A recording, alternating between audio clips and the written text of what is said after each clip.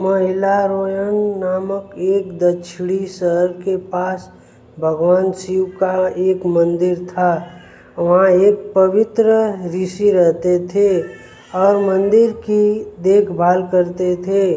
वे शिक्षा के लिए शहर में हर रोज जाते थे और भोजन के लिए शाम को वापस आते थे। वे अपनी आवश्यकता से अधिक एकत्र कर लेते थे और बाकी का बर्तन में डालकर गरीबों मजदूरों में बांट देते थे, जो बदले में मंदिर की सफाई करते थे और उससे सजावट का काम किया करते थे।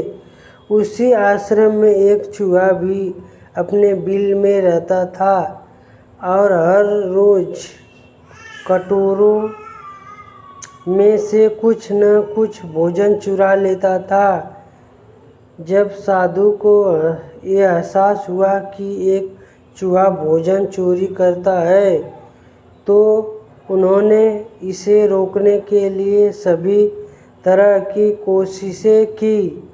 उन्होंने कटोरे को काफ़ी ऊंचाई पर रखा ताकि चूहा वहाँ तक पहुँच न सके और यहाँ तक कि एक छड़ी के साथ चूहे को भगाने की भी कोशिश की, लेकिन चूहा किसी भी तरह से कटोरे तक पहुँचने का रास्ता ढूंढ लेता और कुछ भोजन चुरा लेता था।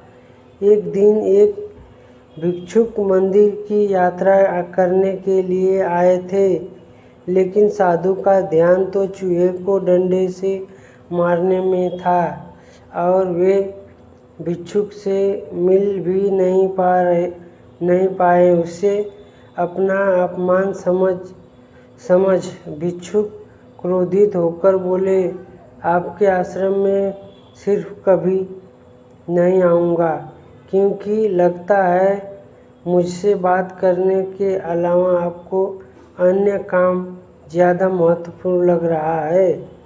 साधु निम्र विनम्रतापूर्वक चूहे से जुड़ी अपनी परेशानियों के बारे में भिक्षुक को बताते हैं कि कैसे चूहा उसके पास से भोजन किसी न किसी तरह से चुरा ही लेता है।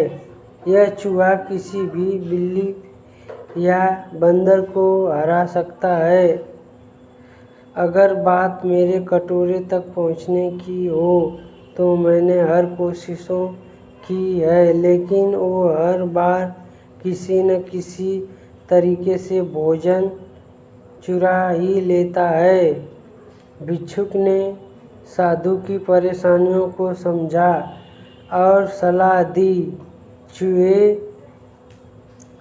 में इतनी शक्ति, आत्मविश्वास है, चंचलता के पीछे अवश्य ही कुछ न कुछ कारण होगा। मुझे यकीन है कि इसने बहुत सारा भोजन जमा कर रखा होगा और यह कारण है कि चूहा अपने आप को बड़ा महसूस करता है और इसी से उसे ऊंचा कूदने की शक्ति मिलती है।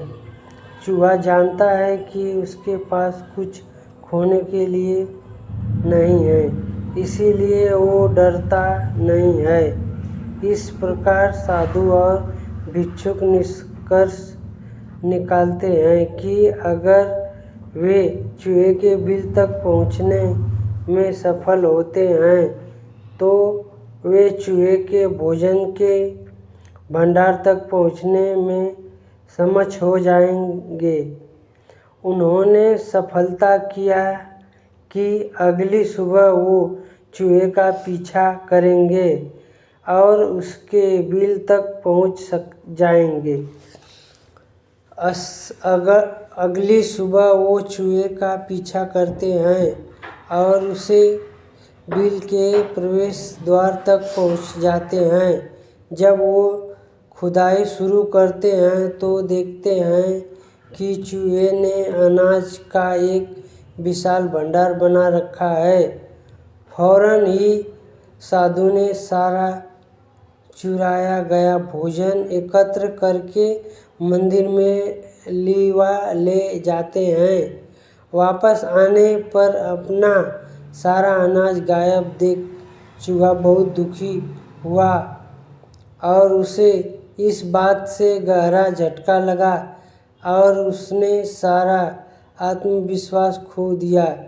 अब चूहे के पास भोजन का भंडार नहीं था, फिर भी उसने फैसला किया कि वो फिर से रात को कटोरे से भोजन चुराएगा। लेकिन जब उसने कटोरे तक पहुंचने की कोशिश की तब वह धमाड़ से नीचे गिर गया और उसे यह एहसास हुआ कि अब न तो उसके पर शक्ति है और न ही आत्मविश्वास। उसी समय साधु ने भी छड़ी से उस पर हमला किया। किसी तरह चूहे ने अपनी जान बचाई और भागने में कामयाब रहा और फिर वापस मंदिर कभी नहीं आया।